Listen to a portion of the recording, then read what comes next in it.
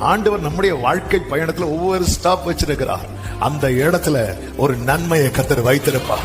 எனக்கு கரை தெரியாததுனால கரை இல்லாமல் ஆகாது, கரை உண்டு. என் மேல் அக்கறை உள்ளவர், நான் எந்த காரியத்துக்காக ஓடுகிறேன் என்று தெரியும். நம்ம ஒவ்வொரு காரியத்துக்காக ஓடும் போது அந்த காரியத்துக்கான ஓட்டத்தை எங்க ஸ்டாப் பண்ணணும்னு அவருக்கு தெரியும். ஒரு ஆமேன் சொல்லுங்க பார்க்கலாம்.